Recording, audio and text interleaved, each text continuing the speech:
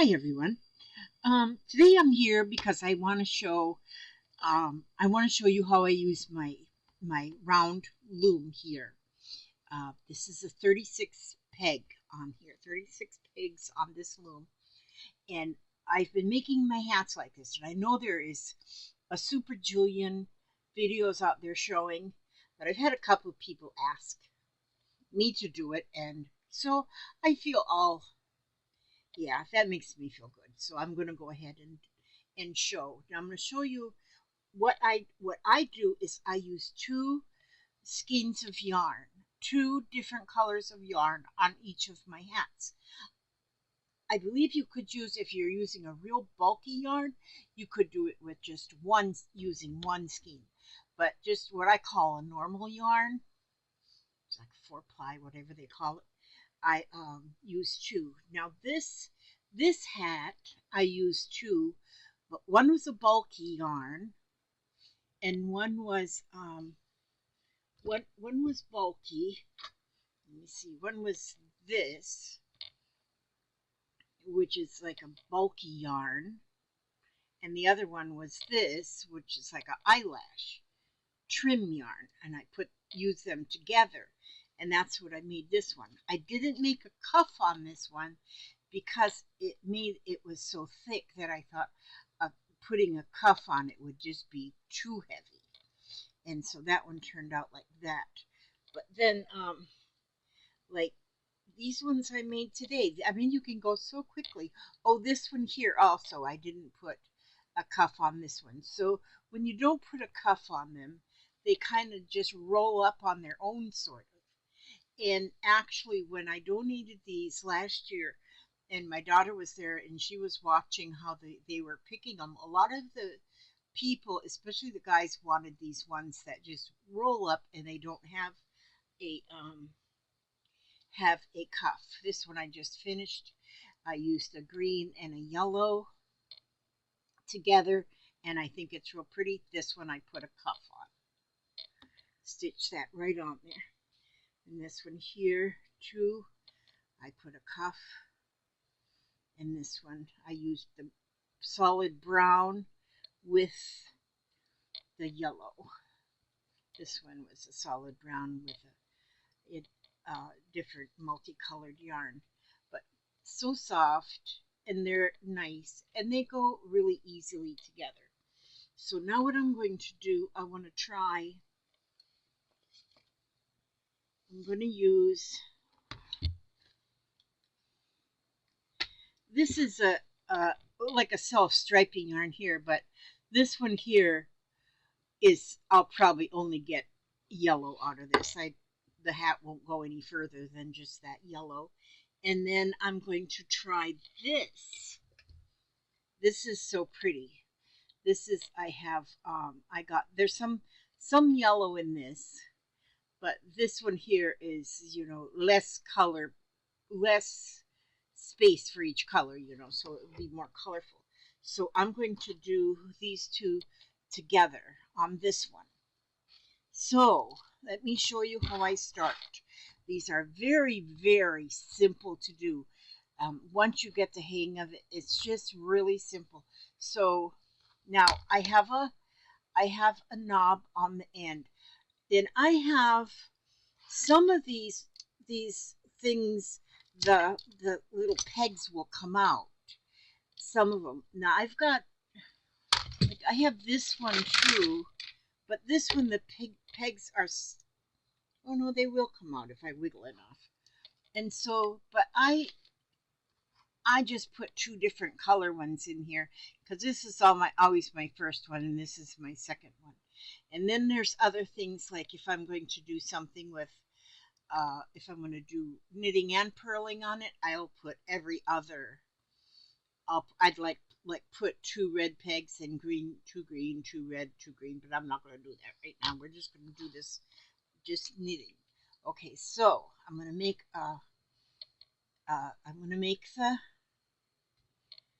make a little slip knot and put it on that peg off to the side. Some of them, one of them that I have does not have a peg on the side, and so I just tie on that one, it's a bigger one. I just tie it around and then untie it after I get going a little bit. Now I have this yarn is on a spindle. I like these spindles, and then this yarn I just have in a yarn bowl, and because it's pulling out of the center. Okay, so I'm going to show you how this is done. And you might find on maybe some of the other videos, people might do them a little bit differently. I don't know, but this is basically, this'll work. So what I'm going to do is, well, you know what I need to do is put these over on this side of me. That would be better. Okay, now I'm going to just start, they call this E-wrapping. And I always, my first red peg is always my first peg, which is after this side peg where I start, then the next peg is my starting peg. And then E-wrapping is just going under and then wrap it around. And they call that an E-wrap. And I'm going to go all the way around and just E-wrap around each and every one of those pegs. This one has 36 pegs on it. And so I'm going to do an E-wrap and see how I'm going under the next peg and wrap it around. Under it and wrap it around. Okay, and you don't pull it real tight. And I don't leave it real loose either, but you just have it kind of not tight, but not real snug, I guess. Okay, and here we go. And now I'm up to the last peg. Now each one of them are wrapped all the way around. But now I'm going to go wrapping again. But this is the only time that you're going to wrap twice. So now I'm going to go and I'm going to wrap again. And I'm E-wrapping around each one of those 36 pegs again. I think this is going to be really pretty with this yarn. And I don't know the brand or anything about this here yarn because I got it in an auction and it didn't have labels on it. You know, I don't think it had labels. I think maybe it did have labels. I don't know. Hang on. When I get this one here, I'm going to check because there was 3 skeins of that in that bundle that I bought. Okay, I've got them all wrapped. I'm just going to check real quick on this. See if they have a label. And I'm going to say, would they all go hiding from me? Oh, yes, they do have a label. That's right, they do. It's called, well, apparently they were bought at Hobby Lobby. And it says Yarn Bee. Ouch. Yarn Bee Italia. And made in Turkey. Boy, a lot of this yarn I've gotten is made in Turkey. Okay. And it's not telling me what. It says to use a 7mm. Well, I can't see that knitting needle, but I'm not using knitting needle. Okay, here it says, glasses, please. It says that it's 4 ounces, 111 yards. Oh, it's 50% acrylic and 50% polyamide. But now it doesn't have the number. Because I'm seeing that so many yarns now have a number, which tells you the weight of the yarn. But maybe this one, it doesn't have that number. Name and color is Venetian number 11, but that doesn't. So anyway, but it's a lightweight yarn, I would say about a number 3. Okay, so now I've went and I've wrapped around twice with both of these strands of yarn. Now, a hook like this comes with your loom, And it's just a little bent. It's not actually a hook. It's just a little bent thing, and it's pointy sharp sort of at the bottom, not real sharp like a needle, but it's pointy sharp. And I have bought myself extra ones because I lose them. I cleaned out under my lazy chair the other day and found 3 under my chair. Okay, so now what I'm going to do is I always start at the last peg that I wrapped. Now, so you're going to take the bottom 2, because you've got 2. If you got 2 strands of yarn, so I'm going to take them bottom 2 strands and I'm going to flip them over. And that I just knitted that first one. And I always do that last one first because then that locks in the thread so it's not going to come unwrapped. And then I just go around and just take that bottom and flip it over the top. So if you're using only 1 strand, like a heavier yarn, then of course it would be 1, but I'm just taking those bottom 2, I'm using 2, so I'm going to say bottom 2. The bottom 2, and I flip them over and just go all the way around. And once you know how to do this part, you pretty much got it. And it seriously is not hard. I always take mine, and when I flip it over, then I kind of push it down. I push it back down, so they're down here, down to the base. Because you can just flip it and it would stay up here, but I find it to be easy to go ahead and do it in one fell swoop, is to flip it and knock it down to the bottom right there. And so, and this is so nice because you don't have any counting that you have to do or anything as you're doing these little hats. And to make them with a brim or without a brim, either way is very simple. And so, Cordula, if you're watching this, pay attention. Don't tell me you're too poor to pay attention. I'm speaking to you, sister. Okay. Let's see, and you just keep going around. If you can see what I'm doing, I'm going to hold it up a little here. So I'm just going, there's like a trough down each one of the pegs. So that'll hold your pokey thing will go right in there. And then just grab it and flip it over. Grab the bottom, flip it over the top to the back. Grab the bottom one, flip it over to the top to the back. Grab the bottom one, flip it over the top to the back. And you keep going around there to get back to the beginning ones, which even if you don't have the separate colors, like I've got the separate colors, so I know I'm almost there now because I see them red ones. Then you still know because you're going to be, there'll only be 1 wrap on each peg. Then you know you got to add some more wraps now. Okay, so now I've got all my wraps done. I'll untie this piece that I slip knotted and put onto that. I'll untie that after I put about 4 rows on, because then you don't need that to be held there anymore. So once you get around, you've done knitted each one of those stitches, then you're going to go again and start at that first one. Don't start at this one, the last one you knitted, start at the first one. And then you just go and you're going to E-wrap again all the way around each one of the pegs. You're just going to E-wrap around each one.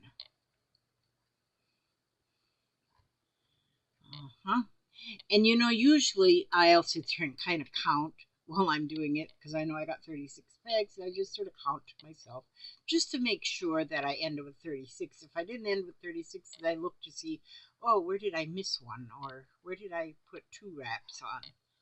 If somebody comes and talks to you in the middle of your wrapping, you might miss one or whatever. Okay, so now I got 2 wraps on each one again.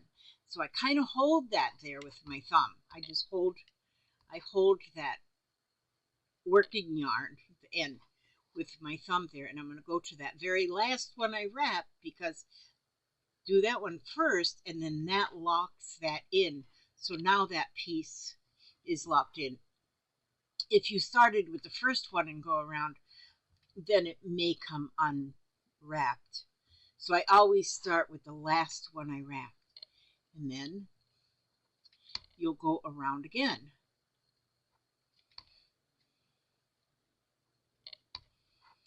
And like I said, I kind of sat around a lot today, and so I have made 4 hats today. And my goal is to make 150 by Halloween. That's my goal, because I donate them then. And then I feel like I'm doing something. I feel like people helping people. And so I donate. And much of this yarn has been donated to me. What I have purchased some. But you know, almost any place you go that sells yarn has got a clearance page. And I will, that's where usually where I'll shop from. And if I see something new that I've never tried before, then I will, you know, just get one skein, because I use for different things, you know, and for hats and things. And or like this skein of yarn here, I got from an auction. There's many crafty auctions now that people do. And the one I got this one from was Stacy's Pink Poodle Craft auction. And so she's got an auction going right this minute. I watched it for a little while, but then I thought, gosh, I gotta quit. I gotta quit spending. I gotta use up what yarn I have and quit. But if you saw that pretty stuff, I bet you would have bid on it too, because I give for that one group of yarn she had, there had to have been at least 20 skeins of yarn in there. There's 3 skeins of just this. I give $11 for that. Well, then you pay shipping, of course, too. But this stuff isn't cheap. Yarn isn't cheap anymore. It used to be anything, you know, fabrics. Okay, see, now I went all the way around again, so I've only got one loop on each peg. So I'm going to go around again with my loops. But everything, it used to be when my girls are now 47 and 49 and 50, when they were young, I'd make their clothes now, and it was cheaper to make their clothes, and not anymore. And now it's, I mean, little girl clothes, it's actually, fabric has gotten so expensive that it's now, if you're going to save money, which is what you want to do on your children because they grow out of their clothes so fast, you know, you go to Walmart and buy things less expensive for outfit already made. And there I am again. And so it gets quite expensive now to make clothing. And so, but I am at the point now in my autumn years that I still love sewing. I still love putting pieces of fabric together on the sewing machine. And I don't worry about, you know, making something that's going to fit perfectly on somebody. I make fun things now. I'm into it for the fun of it now. And the same thing with yarn. There is so much you can do with yarn. I don't make sweaters, oh, but I do plan to make one. Oh my gosh, how beautiful. I seen a sweater that is made with, well, you start with 2 granny squares, but the granny squares aren't square, they're hexagons. They have 6 sides.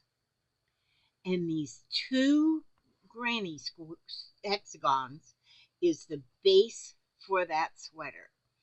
And I'm going to make one with just gobs of colors, all different colors. I think I'm going to love it. But I am definitely going to do that. I'm going to see. I do things sporadically, and I don't finish one item before I start another. In fact, I've got one hat that I'm working on now that I'm just crocheting. I've got one on my wind-up loom out there, but I've been just using the hand looms lately and making hats. But see, I'll get tired of this, not that I'm a giver up or I don't give up, but I want to switch. I want to do something else. I want to try something else before I finish. And since once you get of an age, you now I'm going to pull this off. I'm going to take this off this peg. I don't need it on there anymore. I just left it on there until I got a good start going on the hat. And I will tuck this piece in. This piece will get tucked in when I make the brim, because this one's going to definitely have a brim. And so now, see, there I'm going to start on my number one peg. Is always the one coming right after the little side peg. And I'm going to wrap each one. I was saying something real important, I'm sure, when I interrupted myself. It's pretty rough when you interrupt your own self. But I do that. I do interrupt myself. So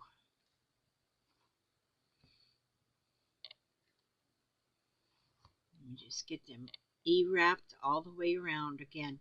And you're going to just keep doing this. And I'm going to do this until this piece is about 4 inches.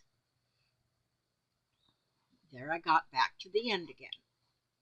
So now I'm ready. And I hold my thumb there, hold my thumb on that yarn, on the working end of the yarn. And scoot you back out of my way. And I hold that there and always first knit that last wrap I made, and that kind of locks that in. And then I start going around. Sometimes, if I'll just count as I'm going here too to make sure I've knitted each stitch. And sometimes I might go and miss a stitch. Then when I do the third wrap, when I do another wrap, I'll say, oh, good grief, I missed a stitch. And so then you can always do that stitch. See, I can take that off, do that stitch, and put that back on again, and all's well. All's well. But this is going to be pretty, I do believe. It's going to be basically kind of yellow, but the colors of this fuzzy yarn is going to really, excuse me, make for a very pretty hat. Excuse me, please. Get a little drink here.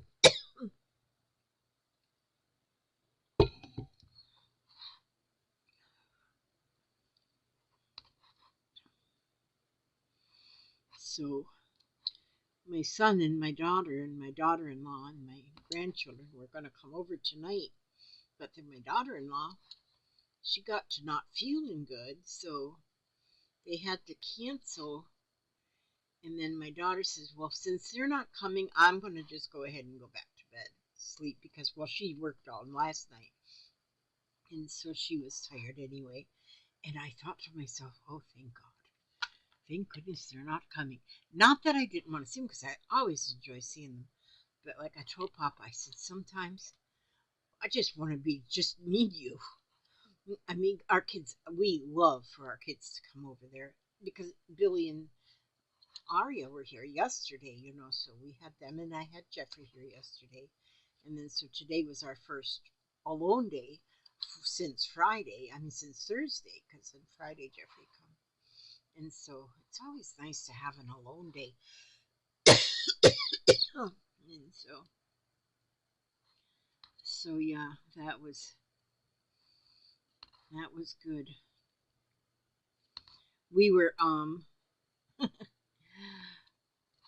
we Jeffrey loves to talk. You could just talk with that boy like forever. But said something about something was said about manure, and just a minute here, let's see if I can fix this.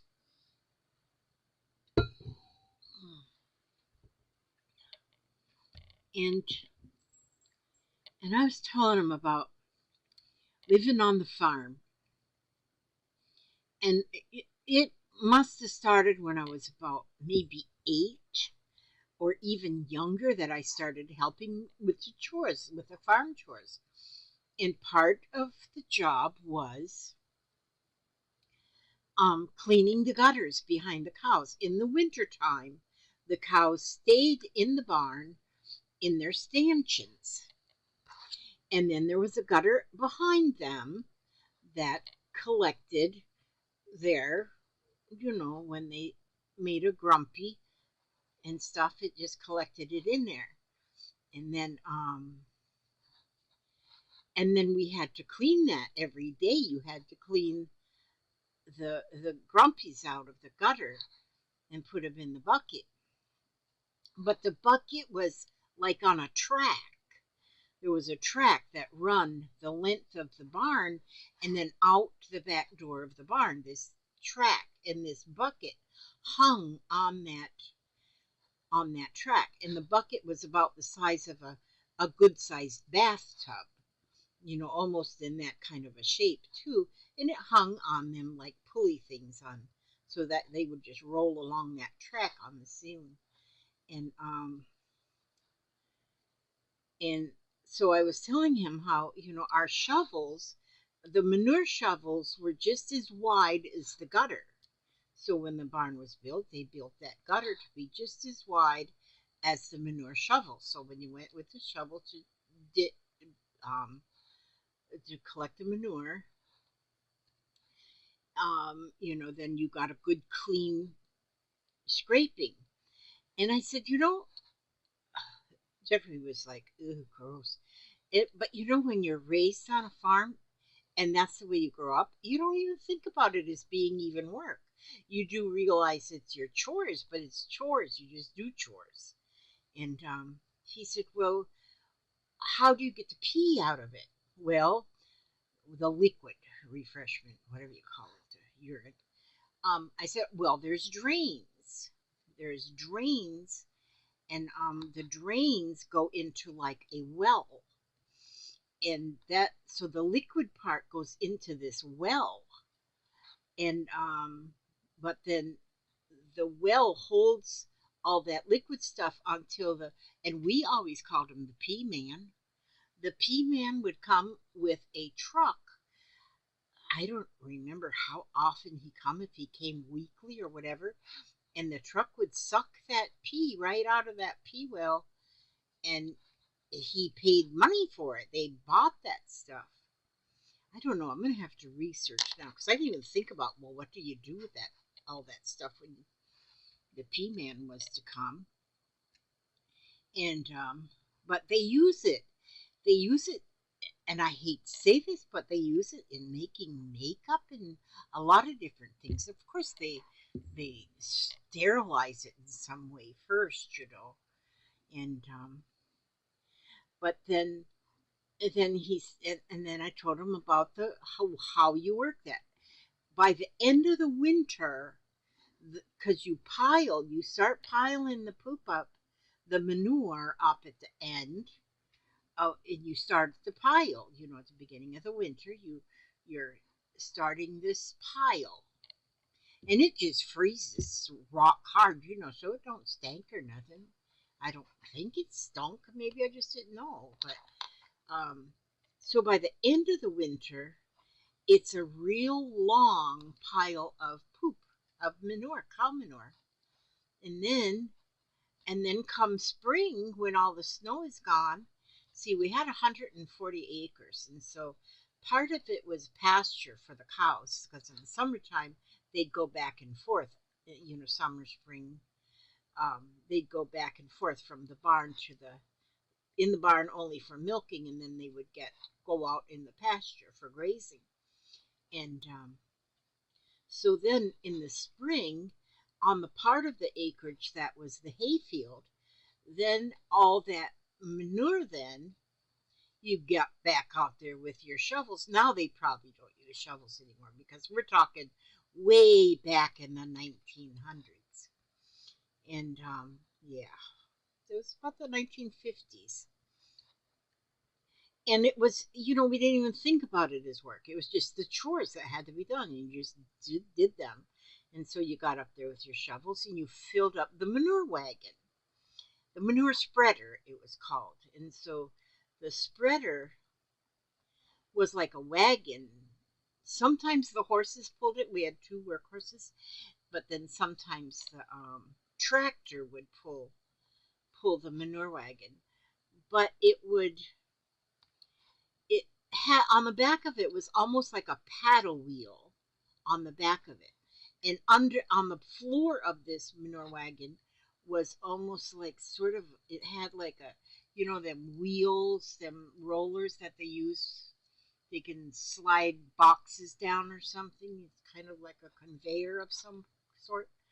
Well, then the poop just went right on down there, and then it went through that thing that looked sort of like a water wheel on the back of a steamboat, and it just spread that manure all over the field like that. And then that was the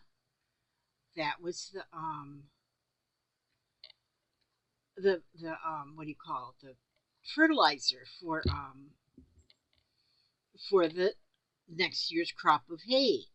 And so then that would grow all summer, and then the fall we had was haymaking season, and then we had that's when we some of the hay got put loose up in the hayloft and some of it got baled. And so, but you know, we were talking about how everything got recycled, and that was recycling. And so now maybe even I actually think they might, well, I don't know, they get uric acid, I think, even out of the urine that they put in different kind of feeds or something. Well, I have to research that because now I'm curious I just got myself all curious about what they really do with all that pee. I had a big old truck that would come and get that stuff and then go to the next farm and get some more. Well, that was a weird thing to talk about, wasn't it? I bet you just was always wondering what they did with the cow poop. Nope, nope, nope, no cow poop goes to waste. Nope, none of that cow poop. Chicken poop, it's all good fertilizer. Rabbit poop, goat poop, it's all good fertilizer. So anyhow, I'm going to pause this for now so you all can go and throw up or whatever it is you do after listening to people talk about cow poop. But I'm one who never shuts up. And I'm going to continue this, what I'm doing right here. I'm going to keep going around. As you can see, inside the loom now, you can see how, what have I done, about 5 rows on here? 6 maybe, I don't know, I'm not counting. I don't worry about that. And even when you're making when you're going to make your brim, you do not have to,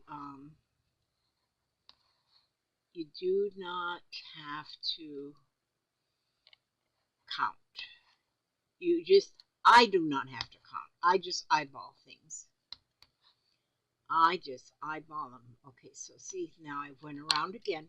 And so now I've got about 2 inches on here, but I'm going to go about 4 inches. I'm going to double this size right here because then that is going to turn over and make the cuff. And then I'll show you how I make the cuff. Isn't that pretty though? How that looks with the yellow and with the gradient, this here with the multicolors. I think it's beautiful. And so this is the inside here. This is the inside. And then the outside of the hat will look like this. On the outside, you will actually see the knit stitches. And so, but you, like I say, you can just keep doing this way till you get to the end, or you can make the brim. So what I'm going to do is I'm going to pause this, and I'm going to continue on, because I sure you don't want to hear me talk about poop and stuff. And so I'm going to do that and finish this up, and then I will be back. I'll be back. I'll put this on pause, and you'll really not even miss me. Okay, pausing. Okay, I got that ready for the brim, but what I want to show you first, I got a little Happy Mail today in the mail, and it come from Elizabeth Daly in Ohio, and this is so awesome. It says, enjoyed your YouTube videos. Enclosed are some yo-yo flowers that I have made over the years. The white ones are made with strips of fabric that I sewed using the scalloping stitch on my sewing machine. There is the pattern for the yellow one. And so she made these two. They're white on white. You can't see too much, but it's an eyelet trim. And she went around the whole outside with a lavender thread, and she stitched all the way along the outside of the strip of fabric, and then she gathered it together. Let me see. She stitched it.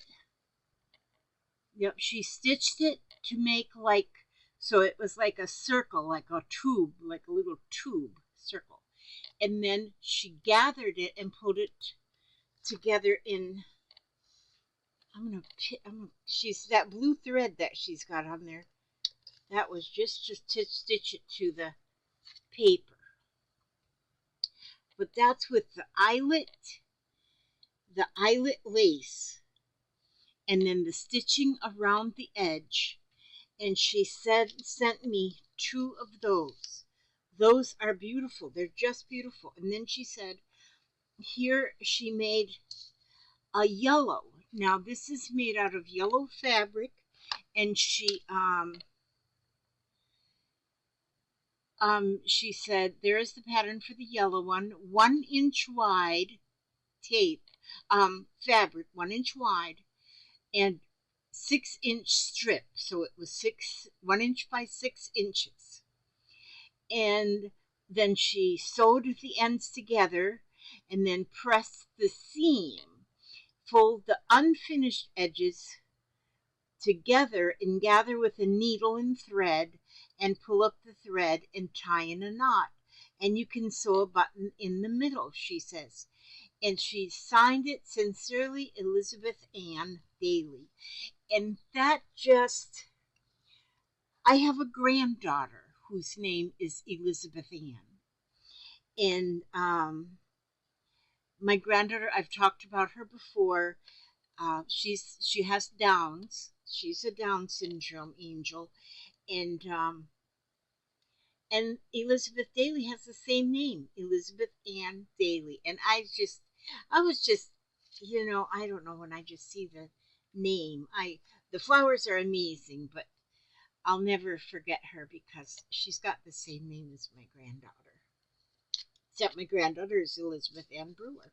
But look, these are beautiful. And I can see, I love using the multicolored thread. And so I just thought, wow, won't that look beautiful? And she used like the stitch of her machine that was like a scallop stitch, and went all the way around there. And that is so, so beautiful. And I think by doing this with that colored, that multicolored thread that I just love using, these will be gorgeous. So Elizabeth, if you're watching this, thank you so, so, so much. I appreciate you thinking about me, and taking the time to send this all the way from Ohio. And it's beautiful. And I am going to definitely be making some of these flowers because I love the fabrics. I love fabric flowers anyway, and this is beautiful. Okay, so now what I want to show you is I want to show you now how I what is this thing that popped up on my computer right in the middle of stuff? Oh no, please don't go away. Oh, there. I thought I lost my thing. Okay, now I did rows on here. Well, let me see. How many rows did I do? I did 1, 2, 3, 4, 5, 6, 7, 8, 9, 10, 11, 12, 13, 14. I did 14 rows. But you don't have to do 14 rows. You can use less, you can use more. It really does not matter. But what I'm going to do now is I want to take, you will see a loop at the edge. Let me see if I can crank you in just a little bit here. Got this zoom thing going on right here on this thing. Okay, that's as much as I can zoom you. Okay, but now you can see maybe where you see the loops here at the top. The very first loops you'll see. Now I'm going to go down here to you can tell the strip of you can tell where that whole strip of knits are, and then you find that bottom loop, the bottom loop, and you take it and you just flip it and put it there on the top. Once you and just do it so it's straight, and like this could go on either this one or this one, you know, so it's because it's sort of in the middle.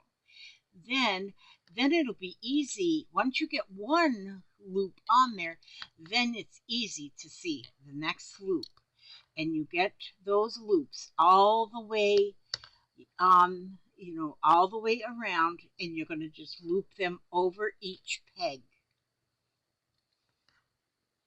And it's very easy. Once you get the first one up there, very easy to see the next loop. And you're just using your fingers, just flip it over. You could use your hook if you want to, but I think it's much easier if you just use your fingers and then you get that loop put on over the peg. And what this is doing now is putting 2 loops again on each peg. Because you only had 1 loop on there. And so this is giving you 2 loops again on each peg. We'll get them going around.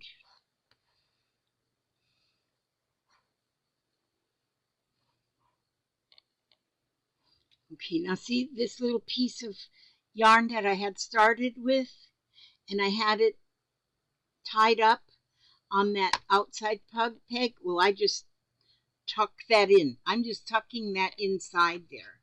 And so once I get around there and put all these loops on there, that extra piece of yarn is going to be just tucked right in there, and nobody will ever know it's in there because it's just nice and comfortable in there. And go in there, and now every one has a stitch. Now all there, now you'll see it's folded in half. So that is the whole brim then of the hat. So now you've got 2 loops on each peg. So now you're going to go around again, and you're going to knit those on. Knit those on by getting that bottom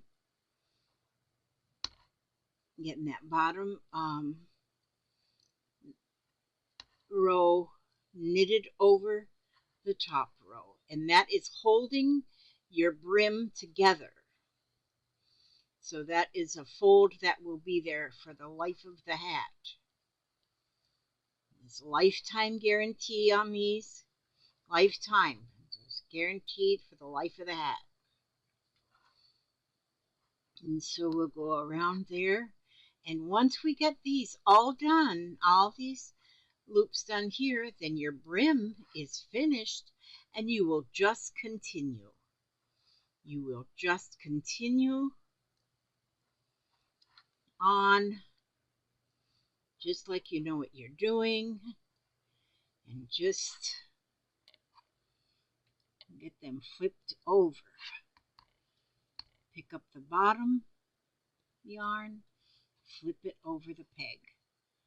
Pick up the bottom yarn, flip it over the peg. See there? Bottom over the top, and that knits that, it knits it together. It knits that, the binding. Now see, I wouldn't have had to do that if I wanted to just leave it. If I wanted to just leave it,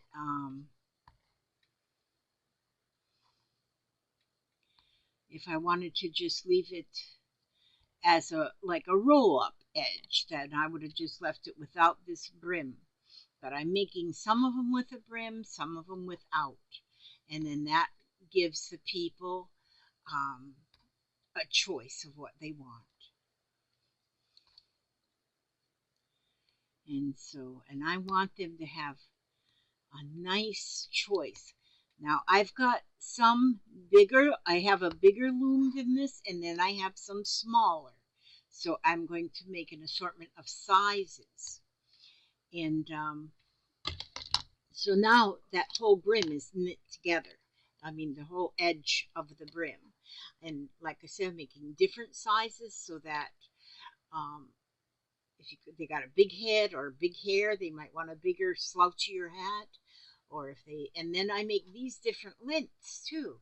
So I might make one that is just a shorty hat. Let's see, what these are all probably about the same, but I don't count the stitches.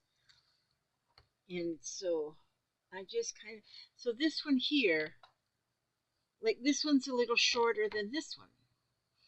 See, that one's just a little tiny bit shorter. Not much. So they're, even though I don't count these stitches, they pretty much come up the same. This one doesn't have a brim. This one I just left the bottom just like that, and it kind of naturally curls up. And so, but this one too, I used a regular yarn and a fuzzy. I think that is, it looks like it would itch, but it's so pretty and it's so soft, and it's just that eyelashy kind of trim, and it just, and it almost like it does a swirl around. I think it's so pretty. I just love that one. Maybe I'll have to keep this for myself, but I already keep so many for myself. And so anyhow, now once you have that brim finished, then you're just going to carry on again by doing the E-wraps, and then start stitching. Just knit all your E-wraps, and you just know you go from under the peg over the top and around, under, over the top and around, and you just do that all the way around, one row at a time.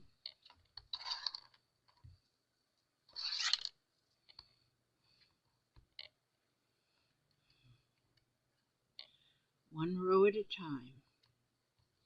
I'll get these all E-wrapped, all E-wrapped.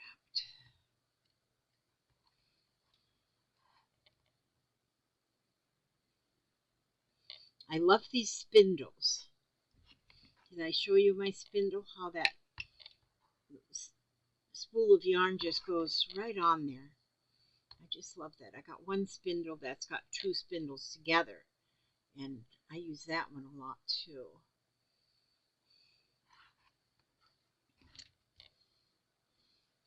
I was telling my hubster about the yarn bowls and the spindles, and the next thing I knew, I had them because he went ahead and ordered for me. I think that was for my birthday last year.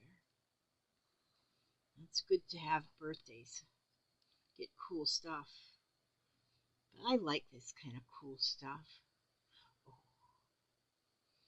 Oh, oops. Now see there, I gotta pull that little piece of yarn that I had hidden in there. It kind of unhid itself, so I'll just nip it off. Okay, here we go.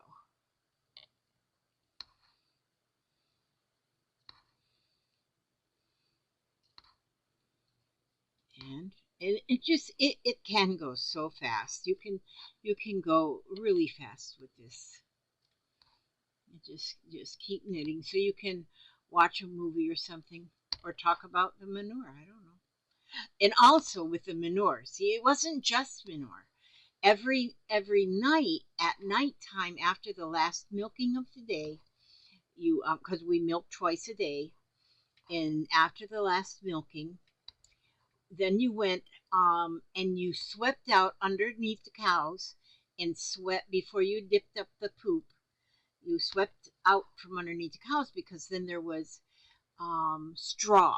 We always put straw underneath them to lay on. That kept them comfortable and it kept them warmer. And so then all that straw went swept into the gutter along with the doo doo. And so then, as you shoveled up the doo doo, you were also shoveling up the straw. And so then, when you went and dumped the bucket out in the big old mountain, in the poop mountain, then that straw biodegraded into the fertilizer and helped make that good fertilizer, made beautiful hay. Oh, and I know you guys are just excited to know all of that information. Yeah. You never know what kind of a roll I'll get on when I start talking about something. Just I just run my mouth. Just keep running it. And you know, we always left a radio on. My dad always had a radio on in the in the barn, and it was always on classical music.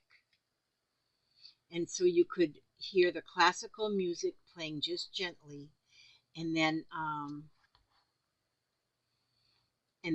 you'd hear the cows just chewing their cud. By the time we left the barn in the night and turned out the lights, you know, by then the gutters were clean. They all had fresh hay in front of them. They all had fresh straw underneath them. And then you swept the floors in between. You know, the floors were swept behind, you know. And so they were swept. And then when you swept them, we always put, you know, lime on the floor. And I'm not real sure what all the lime was for, but it was for a good reason. And so it always smelled so good in there when you went to close up the barn for the night because you smelt the fresh hay and the fresh straw and then the quiet music that was playing and just listening to the cows breathing and chewing their cotton, and they burp too. You'd hear a little burp now and again.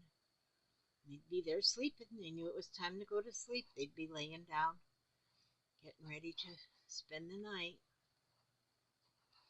I miss those days. I really do.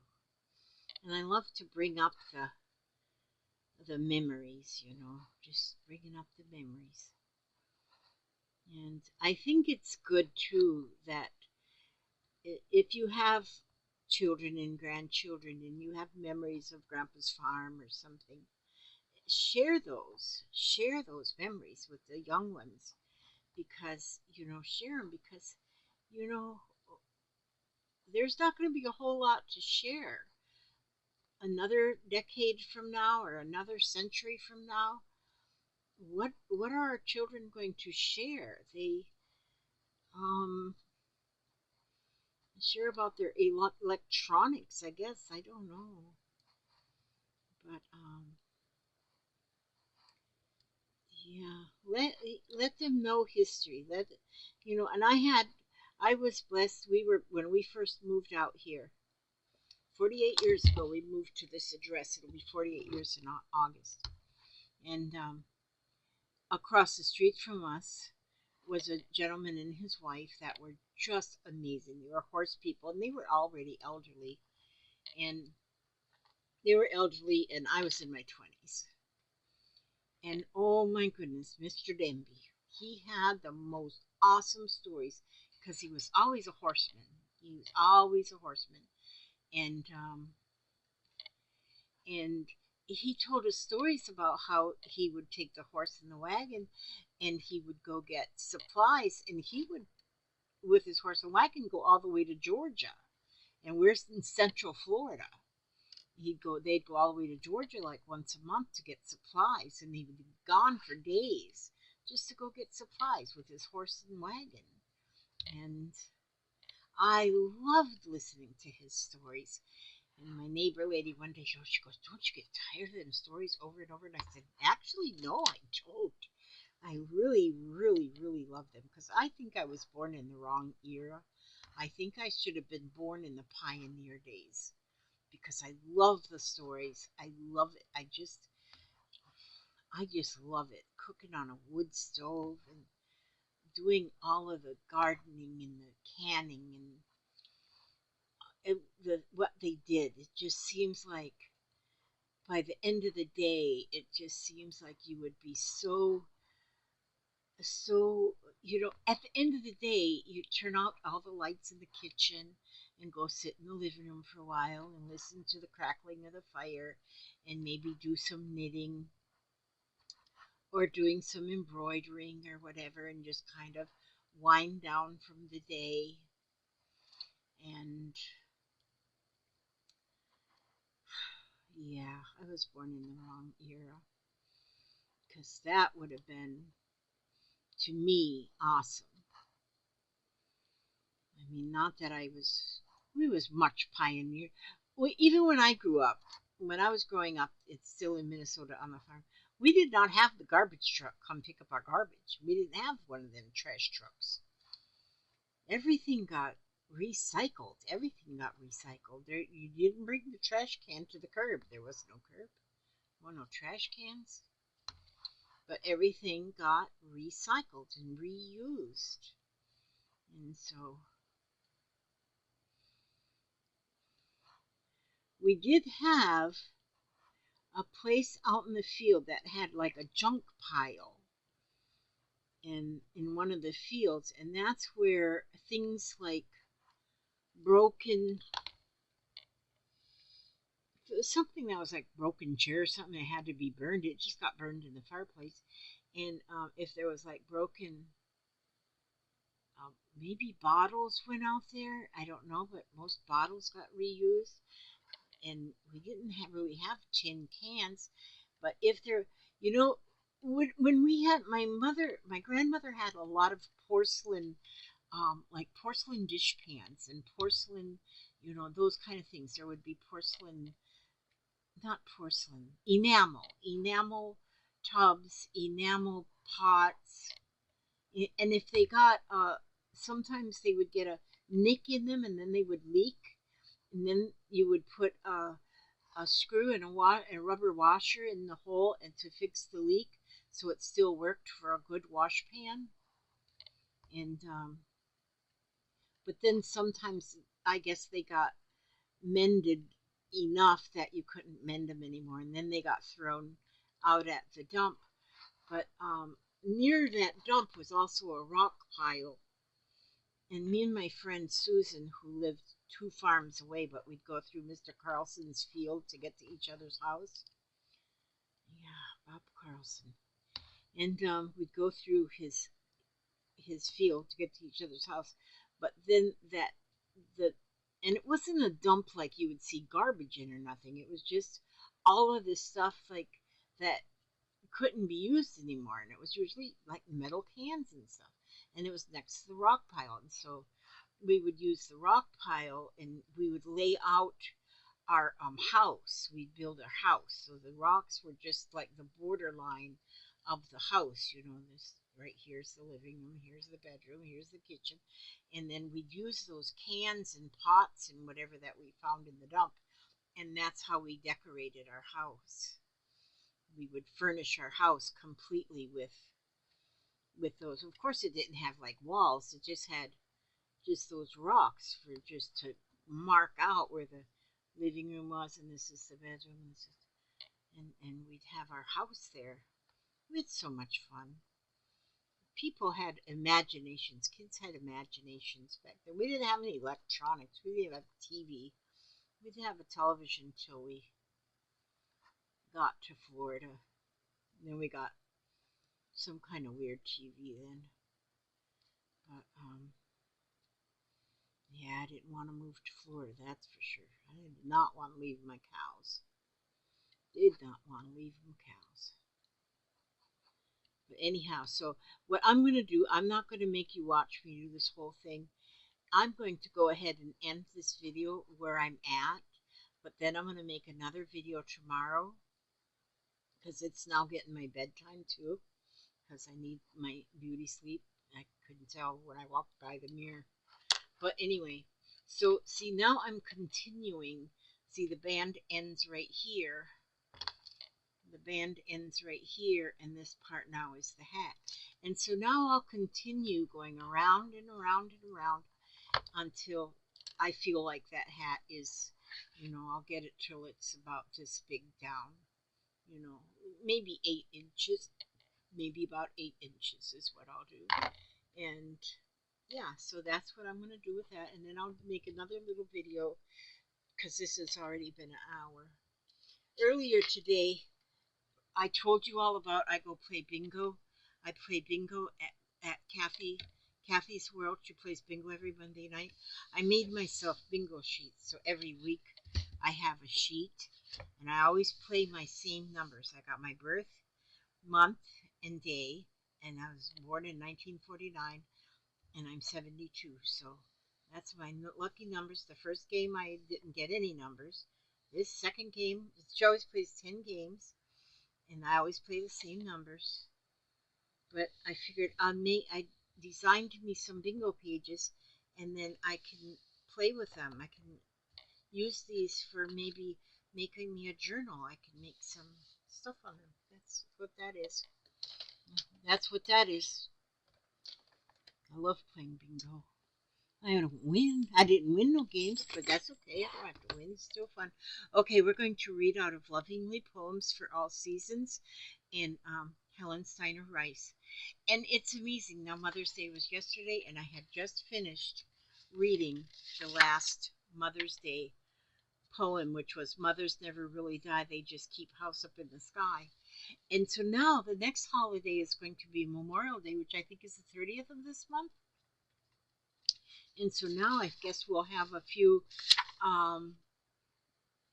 poems that have to do with Memorial Day. So the first one is a Memorial Day prayer. They served. Just look at you guys. Let's just let. Oh, wait a minute. You're upside down. Why are you upside down? Wait a minute. Let me get you right. Now you're not upside down anymore. Oh, that's this side. I'll fix my hair. All right. Now, okay. They served and fought and died so that we might be safe and free. Grant them, O Lord, eternal peace, and give them the victory. And in these days of unrest, filled with grave uncertainty, let's not forget the price they paid to keep our country free. And so on this Memorial Day, we offer up a prayer. May the people of all nations be united in thy care, for earth's peace and man's salvation can come only by thy grace, and not through bombs and missiles and our quest for outer space. For until all men recognize that the battle is the Lord's, and peace on earth cannot be won with strategy and swords, we will go on vainly fighting as we have in ages past, finding only empty victories and a peace that cannot last. But we've grown so rich and mighty and so arrogantly strong. We no longer ask in humbleness, God, show us where we're wrong. We have come to trust completely in the power of man made things, unmindful of God's power, of God's mighty power, and that He is King of kings. We have turned our eyes away from Him to go our selfish way. And money, power, and pleasure are the gods we serve today. And the good green earth God gave us so peacefully enjoy, through greed and fear and hatred we are seeking to destroy. O Father up in heaven, stir and wake our sleeping souls, renew our faith and lift us up and give us higher goals. And grant us heavenly guidance as war threatens us again, for more than guided missiles, all the world needs guided men. When was this book written?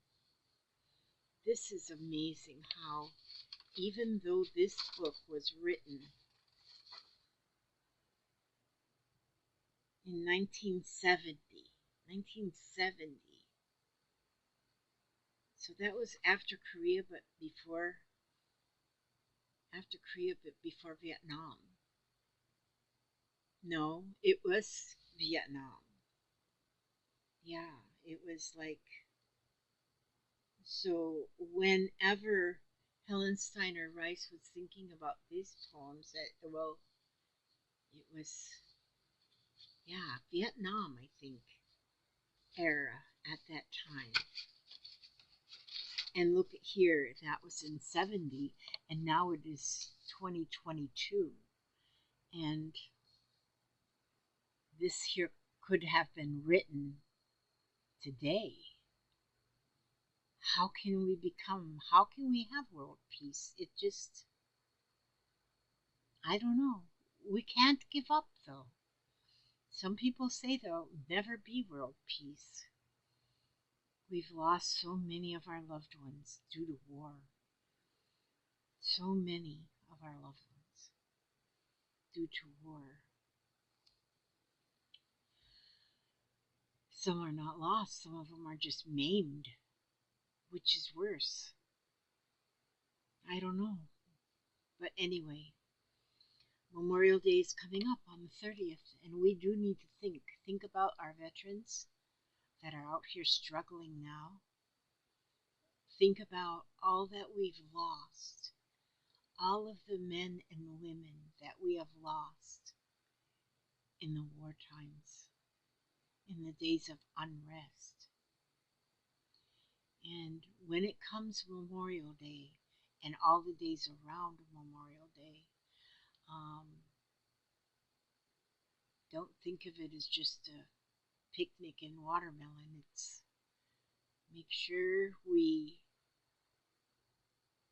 send our healing thoughts, our thoughts to the men and women who are fighting today, even knowing that whatever they're doing, they may not get anywhere doing what they're doing.